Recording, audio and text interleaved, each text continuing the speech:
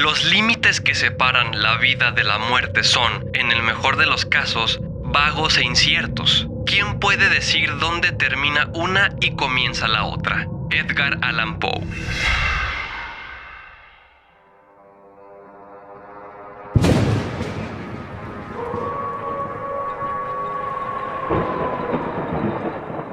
El Halloween es una festividad que siempre ha estado rodeada de polémica, mitos y leyendas urbanas. Seguro que alguna vez has escuchado, por ejemplo, que el Halloween es una festividad satánica, que se le conoce como Noche de Brujas, ya que un 31 de octubre se reunieron varios hechiceros poderosos de la época para conjurar demonios, o que incluso se realizaban sacrificios humanos durante estas fechas. Hoy le pondremos fin a estas discusiones. Separaremos la realidad de la ficción y haremos un viaje en la historia para descubrir los auténticos orígenes del Halloween.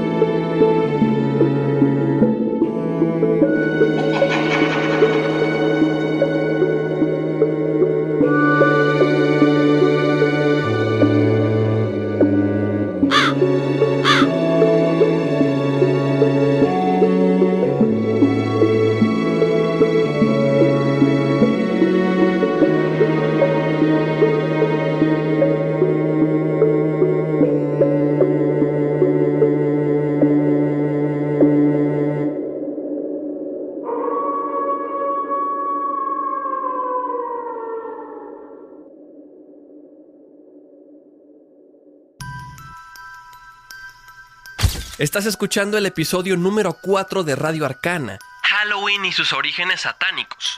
Soy Dano Arcano, tu guía en este viaje a lo desconocido. Octubre ha llegado y el mundo de los vivos se ha entrelazado con el de los espíritus.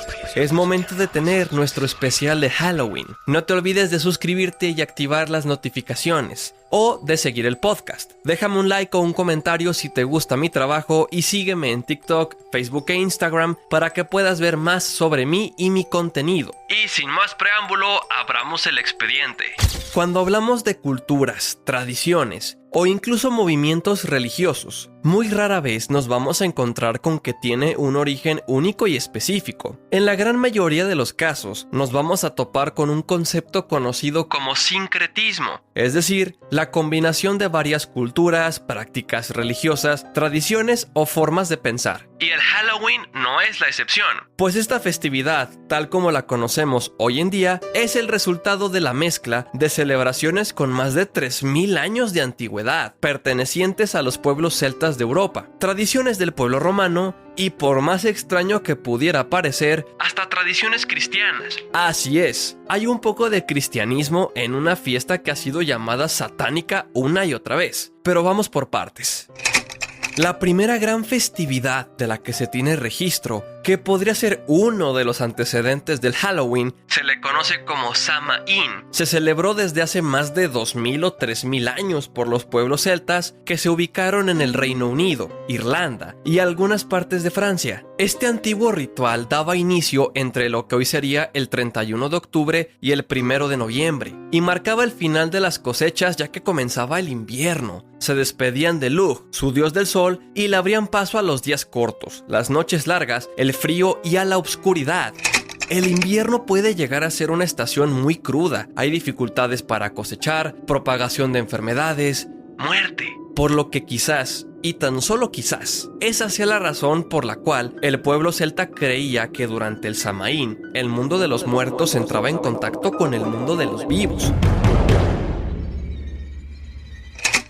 Los pueblos celtas creían que durante estas fechas toda clase de espíritus podían vagar por la tierra sin ninguna limitante, tanto espíritus buenos como espíritus malignos, así como algunas otras criaturas pertenecientes al mundo sobrenatural, como hadas o seres de oscuridad. Hay muy pocos registros acerca de qué o cómo se celebraba el Samaín. Sin embargo, se piensa que hacían grandes hogueras en las cimas de las colinas con la intención de ahuyentar a estas entidades sobrenaturales. Hogueras en las que, ocasionalmente, se realizaban sacrificios animales. Algunos investigadores piensan que la tradición de usar máscara y disfraces durante el 31 de octubre bien pudo comenzar aquí, como un mecanismo con el cual las personas pretendían pasar desapercibidas y ocultarse de los fantasmas. Así no serían reconocidos o incluso podrían confundirse entre ellas y fingir ser una más de esas entidades sobrenaturales. Claro, máscaras y disfraces mucho más rudimentarios, sencillos y básicos, utilizando pieles de animales o cualquier otro material que estaba al alcance durante esa época.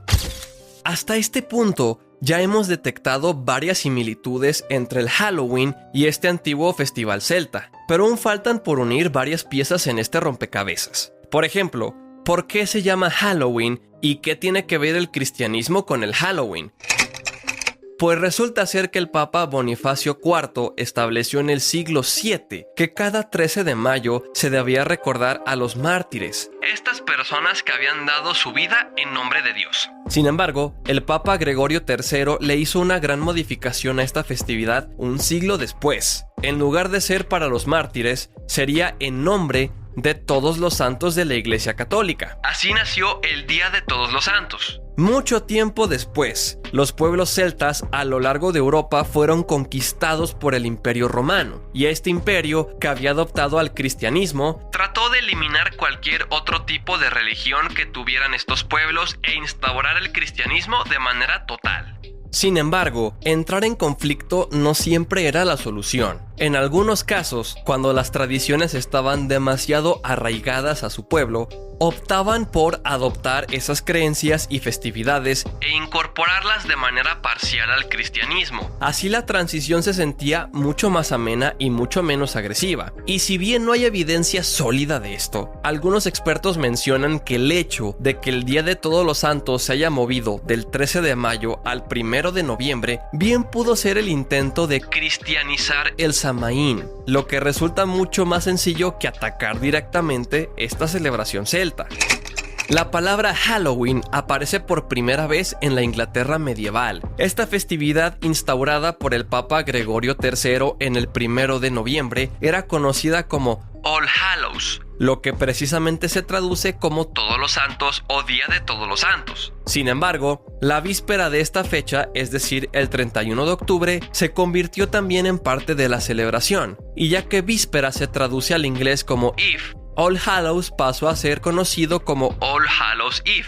All Hallows pasó a ser conocido como All Hallows Eve, lo que con el paso del tiempo se convirtió en Halloween. Y este no sería la única aportación que la Inglaterra medieval haría al Halloween, tal como lo conocemos hoy en día, pues fue ahí donde se volvió tradición que algunas personas pasaran de puerta en puerta el 1 de noviembre, solicitando comida o pasteles a cambio de recitar oraciones para los muertos que visitarían esa casa. Además de que algunos jóvenes se disfrazaban y recibían comida, vino o dinero a cambio de cantar, recitar poesía o contar algunos chistes. Todo esto daría origen al famoso truco o trato, aunque existe una pequeña posibilidad de que este truco o trato tenga un origen un poco más siniestro. Algunos mencionan que otra de las prácticas recurrentes de los pueblos celtas durante el 31 de octubre y el 1 de noviembre consistía en dejar ofrendas afuera de sus hogares para mantener tranquilos a los espíritus que vagaban por sus tierras y así evitar que les lanzaran algún maleficio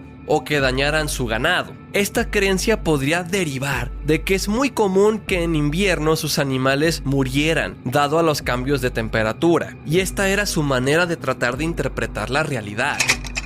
Y si bien todo esto ofrece muchas respuestas sobre el Halloween, aquí aparece otra gran pregunta. ¿Por qué se piensa que es una celebración estadounidense? resulta ser que durante el siglo XIX, aproximadamente en el 1840, hubo un movimiento migratorio masivo de Europa a América, muchos de ellos irlandeses, ya que tenían serios problemas en cuanto a escasez de alimentos. Y recordemos que Irlanda albergó a algunos de los pueblos celtas que celebraban el Samaín, el cual se convierte en Halloween después de que el Imperio Romano los conquistara e impusiera el cristianismo. Entonces, cuando los irlandeses llegan a Estados Unidos, traen consigo sus propias tradiciones y su propia cultura, incluyendo, claro, el Halloween. De hecho, fue así como llegó a Estados Unidos y más tarde a toda América la tradición de utilizar lámparas de calabaza durante el mes de octubre. Ahora te voy a contar la leyenda que dio origen a las famosas calabazas de Halloween.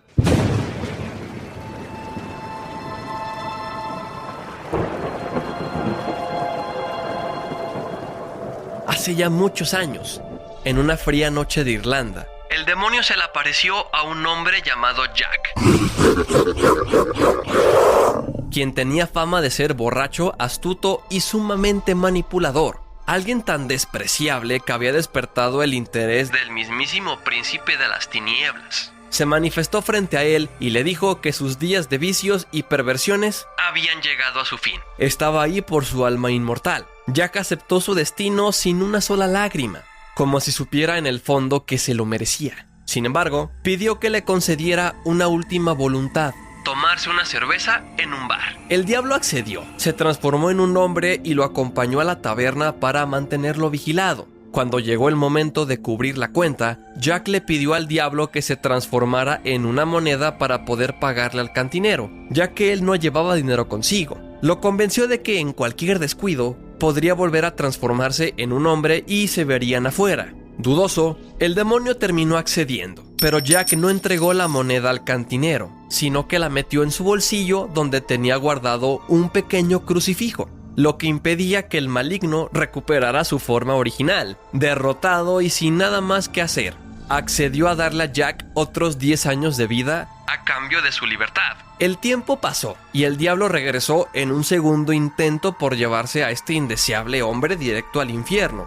Pero todo quedaría en eso, un intento, pues este astuto borracho le pidió que antes de partir se trepara a un árbol para bajarle una manzana. Pero después de escalar, sorprendió al demonio con una trampa que ya tenía planeada para él. El árbol estaba rodeado de crucifijos. En esta ocasión, Jack quiso que el diablo le prometiera que jamás iría a reclamar su vida. No había nada más que hacer. Aparentemente estaba vencido. Sin embargo, no hay que olvidar que estamos hablando de la criatura más engañosa, mentirosa y manipuladora que haya conocido la humanidad. El diablo sabía perfectamente que con el tiempo, Jack encontraría su propio castigo. El tiempo alcanzó a Jack, y junto a él, la muerte. Pero se le negó la entrada cuando llegó a las puertas del cielo, pues había sido un ebrio mentiroso a lo largo de toda su vida. Sin más opciones, él mismo se dirigió al infierno para pedirle a su viejo enemigo que lo dejara quedarse ahí. Sin embargo, el diablo le recordó haber jurado que jamás se llevaría su alma, por lo que tampoco había un espacio ahí para él. Finalmente, este ser de oscuridad tendría su venganza. El precio por haberlo engañado no una sino 2 veces sería vagar eternamente por el mundo sin pertenecer a ningún lugar.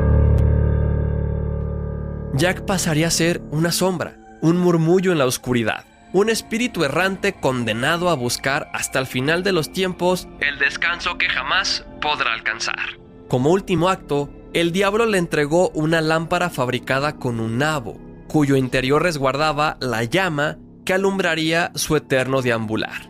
La leyenda dice que cada 31 de octubre, cuando la luna está en su punto más alto, aún se puede ver el parpadeo de la luz espectral de la linterna de Jack, bailando entre las sombras, buscando el descanso eterno que jamás encontrará.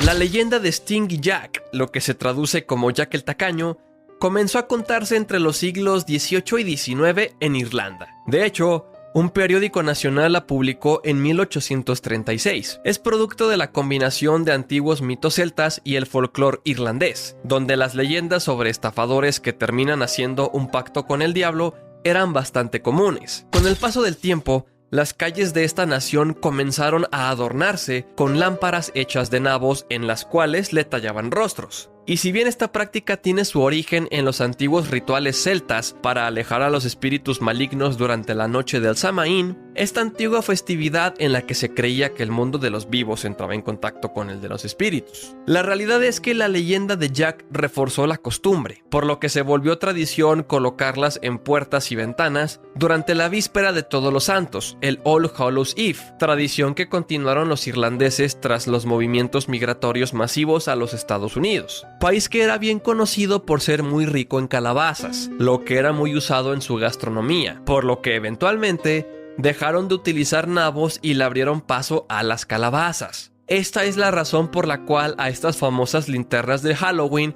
se les conoce como Jack-o'-lanterns, lo que se traduce como el farol de Jack o la linterna de Jack. Ahora que conocemos los auténticos orígenes de esta festividad, solo queda por responder una pregunta más. ¿Por qué se decía, o aún se dice, que el Halloween es satánico? Hay que comenzar diciendo que esta afirmación es completamente falsa y voy a explicar por qué. Hay que comenzar diciendo que desde el empleo de la palabra satánico junto a Halloween hay por ahí un errorcito que vamos a ir discutiendo. Como ya hemos hablado, el Halloween tiene su origen en antiguos rituales celtas, ¿vale? O sea, rituales que se celebraron muchísimo antes siquiera del nacimiento de Cristo, ¿vale? Estamos en un punto todavía antes de Cristo.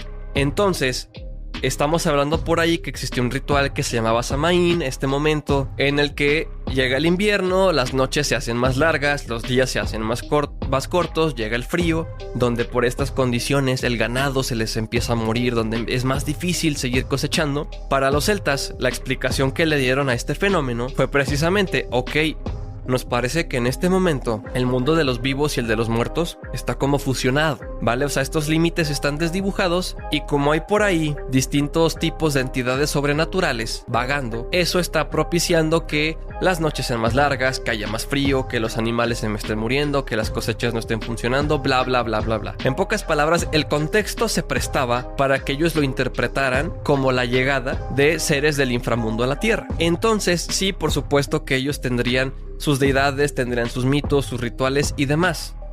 Por ende, llamar satánico a esta festividad, el primer error con el que nos encontramos es que proviene de una festividad celta. Y los celtas, el concepto de Satanás, el concepto de Lucifer, el concepto de diablo, no lo conocían y no lo conocieron durante cientos de años. Todo lo que tiene que ver con Satanás, Lucifer, el diablo, son conceptos muy estrechamente relacionados al cristianismo y al catolicismo. Todo lo que tiene que ver con el diablo fue un proceso, o el origen del concepto de diablo, lo que conocemos hoy en día, diablo, demonio, tiene mucho que ver con una mezcla de muchísimas culturas que se dio a lo largo de cientos de años. Particularmente estamos hablando de deidades que estaban asociadas en lugares o en culturas, por ejemplo, para los persas, cultura sumeria, ¿no? Básicamente por estos lados del mundo es donde se comienzan a hablar de este tipo de conceptos, de la existencia de entidades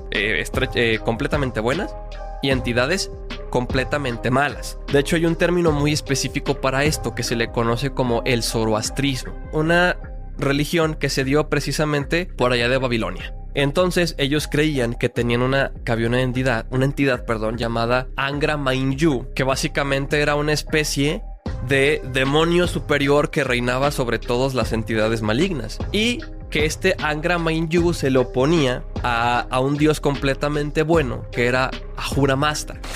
Entonces este concepto zoroástrico, en donde hay algo bueno, en donde hay algo malo, en donde hay luz, en donde hay sombra, en donde es el bien contra el mal, los celtas no lo conocían. Para los celtas, más bien lo que ocurría es que sus dioses que tenían, y de hecho esto se replica en muchísimas culturas a lo largo de la historia y a lo largo del mundo, lo que sucedía es que sus dioses tenían periodos de tiempo en el que eran buenos y tenían periodos de tiempo en el que eran malos. ¿Vale? Entonces, en primer lugar, no es que hubiera un dios enteramente bueno y uno malo, a diferencia de la visión que te comenté del zoroastrismo de Angara Mainyu contra Ahura Mazda. Decían, pues el mismo dios que me dio un año muy bueno, pues ahorita anda enojado por X o Y razón, porque no le gustó mi sacrificio, porque se peleó con otro dios. No había dioses enteramente buenos y enteramente malos para la cultura celta. Si tenemos esta línea del tiempo en donde sabemos que el Halloween tiene orígenes en antiguos rituales celtas, particularmente el Samaín, no tendría mucho sentido tacharla indudablemente de ser satánica, porque lo que tiene que ver con satanismo, lo que tiene que ver con el diablo, con lo de Lucifer,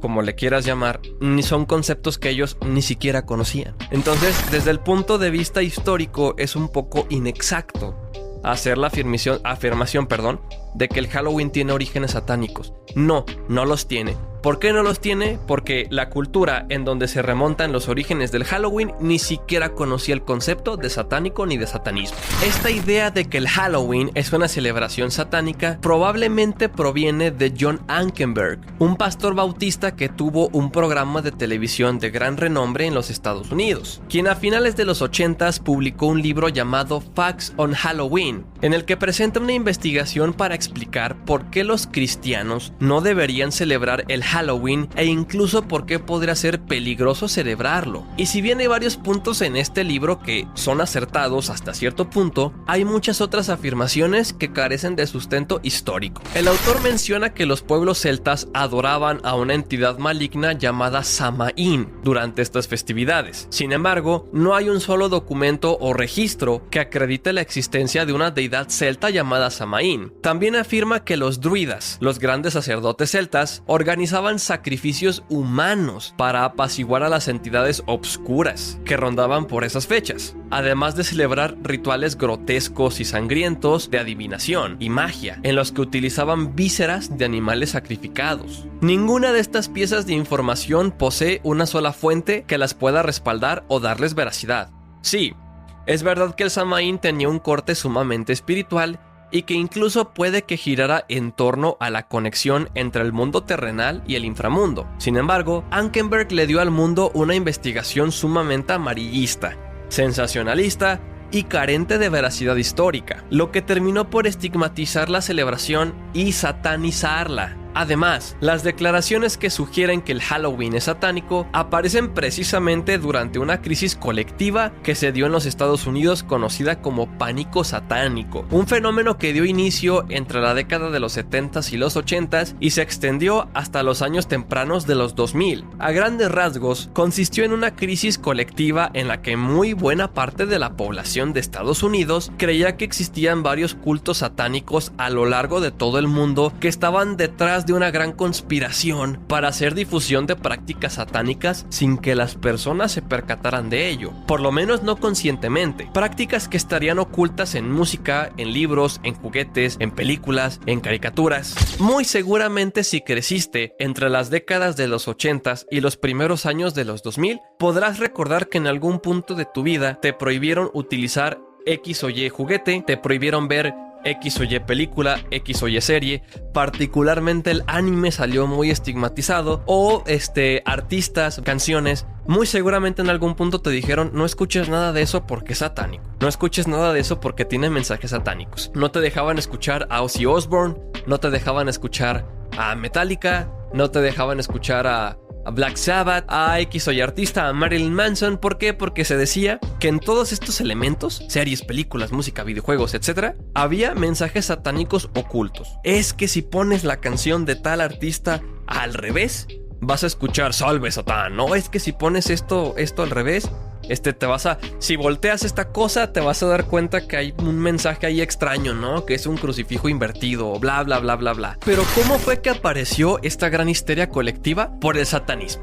La década de los 60 fue un periodo que representó grandes cambios en la cultura de los Estados Unidos. Los jóvenes se manifestaban en contra de la guerra de Vietnam. El movimiento hippie, comandado por la música de grupos como The Beatles o The Rolling Stones, se apoderaban de las calles. Figuras como Martin Luther King Jr. o Malcolm X hicieron aparición para acabar con la discriminación racial. Una ola feminista luchaba por derechos como la igualdad salarial y la autoridad sobre sus cuerpos. Incluso los primeros movimientos LGBT de la era moderna aparecen hacia estos años. Algo estaba claro: muchos de los valores conservadores del país comenzaban a desaparecer. Todo esto, sumado a preocupaciones como conflictos políticos y armados, problemas de economía, el terror a que se desatara una guerra nuclear, etc., provocó que muchos se convencieran de que el país estaba perdiendo su rumbo. Por supuesto, para autoridades como el gobierno, la policía o la sociedad conservadora, era mucho más fácil buscar a quienes echarle la culpa que revisar qué es lo que estaba haciendo mal como para tener una sociedad tan inconforme con su propio país. Surgieron los culpables de siempre, los jóvenes y las minorías. Pero también apareció un nuevo enemigo, uno mucho más oscuro y mucho más antiguo: el diablo y el satanismo. Esto debido a la gran presencia que tuvo el ocultismo en los medios de comunicación de la década de los 60. Es 1968 y se estrena una película llamada El bebé de Rosemary. Básicamente, ¿de qué trata? Es una pareja que se mudan a un edificio bastante famoso en Nueva York llamado el Dakota. Tiene esta gran historia de que está embrujado. ¿Qué fue lo interesante de esta película? Planteó la idea de que las sectas satánicas podían estar en todos lados, que una secta satánica podría estar metida en uno de los edificios más famosos de la ciudad, ¿vale? En el centro. Planteó la idea de que tus vecinos, esas personas a las que ves a diario, podrían ser miembros de una secta satánica. Todavía hacia aquellos años se tenía mucho esta idea de no, es que las sectas satánicas son gente que trae capuchas y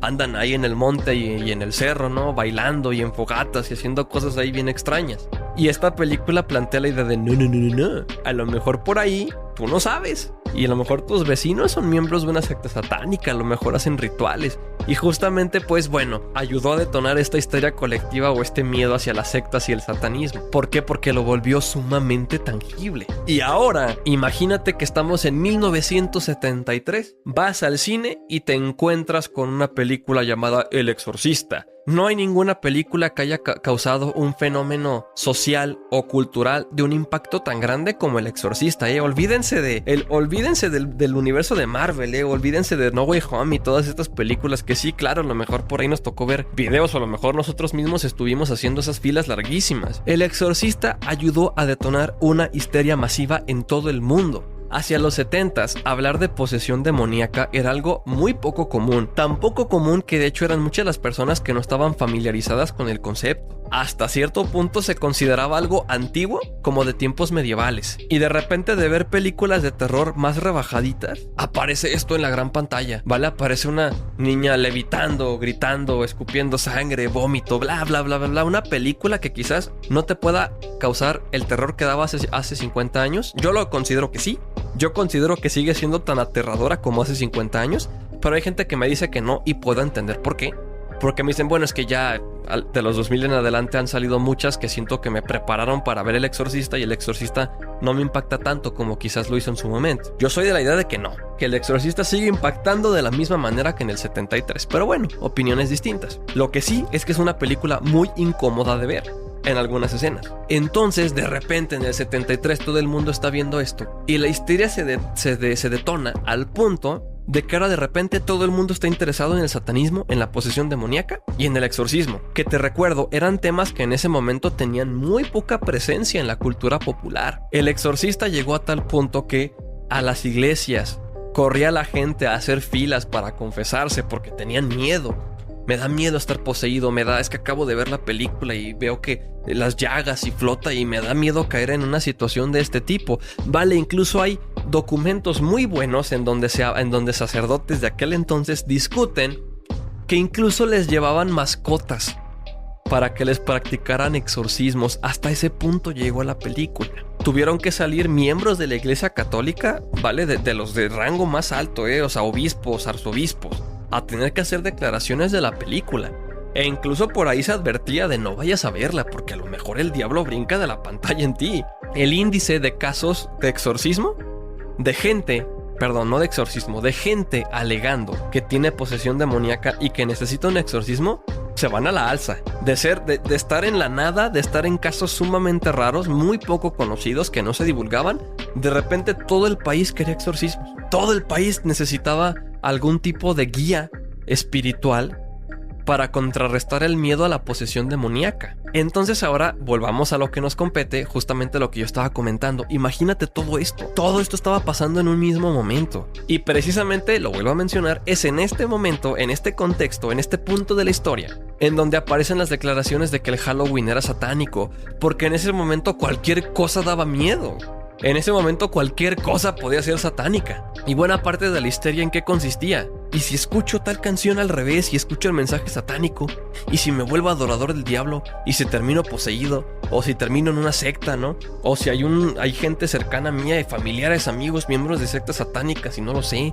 ¿Y si termino ahí ofrecido como ritual, o si me están haciendo algo, algún tipo de magia, brujería, etcétera, etcétera, etcétera? La histeria estaba todo el día, las 24 horas del día. Bajo este contexto es que justamente después aparece una festividad con el corte del Halloween y de inmediato es sumamente mal vista. Y es sumamente mal vista, ¿por qué? Porque en ese momento todo lo que molestara, todo lo que fuera en contra de los valores conservadores era mal visto. Y ser mal visto, ¿qué significaba de inmediato? Que era satánico, era básicamente lo mismo. La palabra satánico, la palabra satanista, la palabra satanismo se utilizaban con mucha ligereza. Se utilizaban sin pensar realmente qué involucraba, qué hay detrás de la palabra. Cualquier cosa que molestara inmediatamente se estigmatizaba o se satanizaba. De manera paralela, libros y publicaciones esotéricas comenzaron a circular con mucha más fuerza. Por ejemplo, la famosa Biblia satánica fue publicada en 1969 por Anton LaVey, el libro que captó rápidamente la atención de los jóvenes, ya que mostraba al satanismo como una especie de rebelación contra el sistema, como una especie de símbolo de rebeldía. Quizás el ícono del ocultismo más famoso en la historia del siglo XX fue Aleister Crowley. Sus obras incluyen textos que combinaban elementos de misticismo, filosofía, magia ritual, simbolismo egipcio y astrología. Durante el siglo XX, Crowley fue demonizado por la prensa, que le apodó el hombre más perverso del mundo, pero también fue un referente para artistas, músicos y pensadores que lo veían como un rebelde espiritual frente a las estructuras religiosas tradicionales. A medida que el ocultismo comenzó a filtrarse en la cultura pop, especialmente en los años 60 y los 70, las ideas de Crowley resurgieron con fuerza en libros, revistas esotéricas, letras de canciones y hasta portadas de discos. De hecho, llegó a ser tan famoso que aparece en la mítica portada del álbum Sgt. Pepper's Lonely Hearts Club Band de los Beatles. Los ingredientes para una historia colectiva comenzaban a combinarse entre sí. Había muchos conflictos políticos y económicos en el país, los jóvenes se rebelaban contra los valores conservadores, la música encendía la chispa de la resistencia y la rebelión contra el sistema, el ocultismo se establece como una moda y comienza a ganar mucho terreno en los medios de comunicación. Faltaba un elemento más, algo que pudiera ser usado como prueba de que las sectas satánicas eran completamente reales y sumamente peligrosas. Fue entonces que apareció un individuo conocido como Charles Manson, quien en agosto de 1969 le ordenó a varios miembros de su secta ingresar a la casa de la entonces famosa actriz Sharon Tate y atacar con violencia a todos los que se encontraban ahí, quien por cierto estaba casada con Roman Polanski, el director de la película El bebé de Rosemary. 5 personas perdieron la vida durante esa noche. Hasta la fecha sigue sin quedar 100% claro por qué se ordenó dicho ataque o con qué motivaciones. Sin embargo, la prensa rápidamente lo asoció con prácticas satánicas y ocultistas, a pesar de que no existe evidencia sólida de que esto haya tenido algo que ver, pues acorde a las entrevistas que algunos agentes del FBI mantuvieron con él hace ya varias décadas, parece ser que las motivaciones de Manson eran mucho más ideológicas o incluso políticas que religiosas. De hecho, hay una leyenda urbana bastante extendida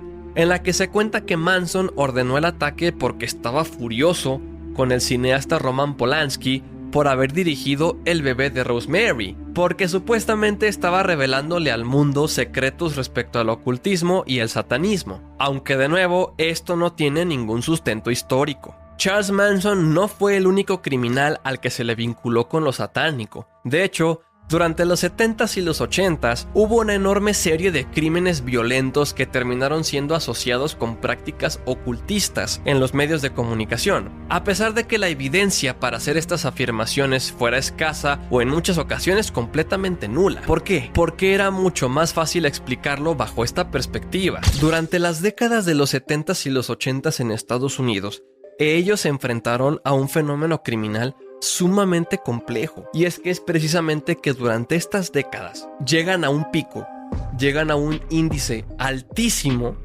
de crímenes violentos, sumamente violentos, que se están replicando por todo el país, y crímenes que, por cierto, parecían no tener ningún tipo de lógica. ¿A qué me refiero con esto? Por ejemplo, durante estos años es cuando aparecen la mayoría de los criminales en serie de los que se sigue discutiendo cuando se habla de criminología, de psiquiatría, de psicología. Criminales como Ted Bundy, cuando aparecen criminales como Edmund Kemper, John Wayne Gacy alias Pogo el Payaso, etcétera, etcétera, etcétera. Criminales que no tenían móviles claros.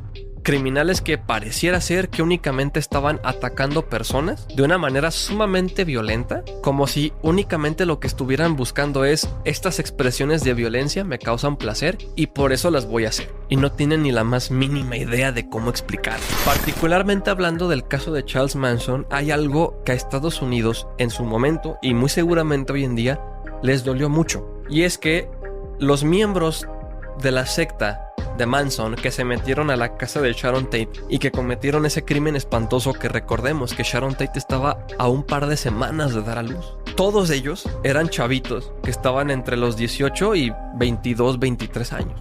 Pero a nivel criminológico pesó mucho y dolió mucho porque no se explicaban qué diablos estaban haciendo jóvenes de entre 18 y 25 años cometiendo crímenes tan espantosos. Sin ningún tipo de explicación, sin ningún tipo de lógica. De hecho, si por ejemplo uno ve videos del juicio, se ven completamente desconectados de la realidad. Están cantando, van caminando, están tomados de la mano, están hablando que no nos va a pasar nada, Charlie Manson nos va a proteger, bla bla bla bla bla. Entonces justamente ellos eran: ¿qué está pasando con nuestros jóvenes? Esa era una preocupación, ¿vale? ¿Qué está sucediendo? O sea, esta generación, ¿a dónde nos va a llevar? Porque pues son los adultos de mañana. ¿Qué está pasando? Sí, es una realidad que durante estas décadas fue muchísimo más sencillo asociar a ciertos criminales con prácticas satánicas o con prácticas ocultistas, como lo fue el caso Manson. ¿Por qué era más fácil? Porque justamente, como yo estaba mencionando, si se trataban de jóvenes entre 18 y 25 años, esto los tenía que llevar a hacer una reflexión sumamente crítica de su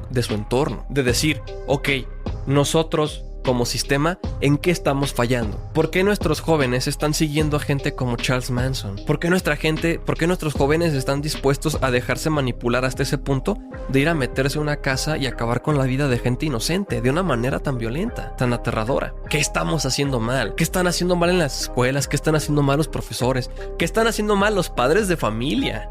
¿Qué está haciendo mal el gobierno? ¿Qué está haciendo mal la policía? ¿Qué está pasando? Este caso involucraba una reflexión sumamente difícil de hacer. ¿Por qué? Pues porque era mirar dentro de ellos, ¿vale? Era mirar dentro de ellos y decir: estamos fallando. Sin embargo, ¿qué era más sencillo? ¿Hacer eso? O decir: no, nosotros estamos haciendo todo bien. No tiene nada que ver con nosotros. ¿Saben cuál es el problema? ¿Saben por qué los jóvenes están haciendo esto? Por la música que escuchan, por las películas que ven, por los libros que leen, ¿vale? Entonces justamente llega ese punto de decir lo que Manson de alguna manera menciona, que comienzan a agarrar chivos expiatorios. Recordemos, de hecho, precisamente a Manson hasta la fecha se le ve como un criminal estrechamente vinculado con lo ritual, con el ocultismo. De hecho, se piensa y todavía se difunde mucho que el crimen de la familia Manson era estrictamente satanista y que fue un ritual satánico. Lo cual, vuelvo a lo mismo, no te estoy diciendo que no sea cierto. Lo que sí te estoy diciendo es que no hay ninguna prueba que le dé algún tipo de evidencia que le dé validez a eso. Esa pareciera ser una reflexión a la que llega la sociedad y los medios de comunicación para tratar de explicar algo tan horroroso, porque era más fácil porque a final de cuentas Charles Manson estaba reflejando todo eso, Charles Manson y su secta, todo lo que el país estaba haciendo mal. ¿Por qué esos jóvenes estaban allá en las calles haciendo nada? ¿Qué tantas carencias tendrían que tener estos jóvenes para que Charles Manson los terminara guiando? Él les tuvo que haber dado algo que la sociedad no. Manson les tuvo que haber dado algo que no les estaban dando sus padres, que no les estaban dando sus profesores, que no les estaba dando el gobierno o cualquier otro tipo de institución pública. Manson reemplazó todo eso porque algo estaban haciendo mal ellos. Sin embargo, vuelvo a lo mismo. ¿Qué era más sencillo? ¿Hacer esta reflexión o simplemente decir, nah, no es culpa de nosotros? No, es que no, es que si tú pones este disco de los Beatles al revés, se escucha un mensaje satánico y por eso están pasando estas cosas. Ahí está. El pánico satánico llegó a tal extremo que se acusó a diversos grupos de música, artistas, compañías de juguetes o juegos de mesa, cadenas de televisión, estudios de cine e incluso a compañías de productos para la higiene personal de difundir mensajes satánicos ocultos o subliminales en sus productos. Y si bien el pánico satánico pareciera ser un gran chiste en la actualidad, la realidad es que se cobró muchas víctimas. Personas que quedaron estigmatizadas durante décadas por falsas acusaciones de estar involucradas en sectas satánicas que usaban seres humanos como sacrificio en sus rituales, o incluso que fueron enjuiciadas y encerradas bajo estos cargos. Entonces, en retrospectiva, es precisamente bajo este contexto, en este punto de la historia, en esta sociedad y en esta manera de pensar, que el Halloween comenzó a ser señalado como una festividad satánica. Grupos conservadores, líderes religiosos y sectores alarmistas encontraron en esta celebración una supuesta evidencia de que el oculto se había infiltrado en la vida cotidiana, especialmente entre los jóvenes. Sin embargo, es importante entender que muchos de estos señalamientos nacen desde el prejuicio, el desconocimiento histórico y el miedo colectivo más que de un análisis riguroso de su origen o significado. Halloween, como tantas otras tradiciones, es el resultado de una larga mezcla cultural, desde las festividades celtas hasta influencias cristianas y populares modernas, y reducirlo únicamente a una expresión de culto al mal es ignorar su complejidad. Por eso, cuando escuchemos estas acusaciones, conviene preguntarnos, ¿estamos viendo una amenaza real o una proyección de nuestros miedos personales? Desde sus orígenes en las antiguas costumbres celtas hasta las celebraciones modernas llenas de disfraces y dulces, el Halloween es una celebración que ha recorrido un largo camino. Es una noche donde la línea entre lo real y lo sobrenatural se desvanece, permitiendo que el mundo de los vivos y el de los muertos se encuentren en un baile inquietante, bello, macabro y fascinante. El Halloween representa una oportunidad para abrazar la magia y el misticismo, una noche para recordar el pasar de nuestros ancestros en la tierra, el recordatorio de nuestra propia mortalidad, la búsqueda por comprender los misterios de lo que llamamos el más allá. Disfruta de la festividad, prepara tus ofrendas, lleva tu mejor disfraz y cuando las sombras se apoderen de las calles y la luna ilumine la noche, no te olvides de tener cuidado, que en una noche como esta, nunca se sabe cuándo podrías toparte cara a cara con lo inexplicable. Yo soy Dano Arcano y espero que hayas disfrutado el episodio número 5 de Radio Arcana, el Halloween y sus orígenes satánicos. Déjame saber lo que piensas en los comentarios. No te olvides de dejarme tu me gusta, compartir el episodio y suscribirte al canal o seguir el podcast si me escuchas en alguna plataforma. Me ayudarías mucho a seguir creando contenido. Te invito a que me sigas en mis otras redes sociales para ver más de mi contenido. Me puedes encontrar como Dano Arcano en TikTok, Facebook e Instagram. Te dejo en la descripción los links a estas redes. La emoción más antigua y más intensa de la humanidad es el miedo. Y el más antiguo y más intenso de los miedos es el miedo a lo desconocido. H.P. Lovecraft. Exorcist.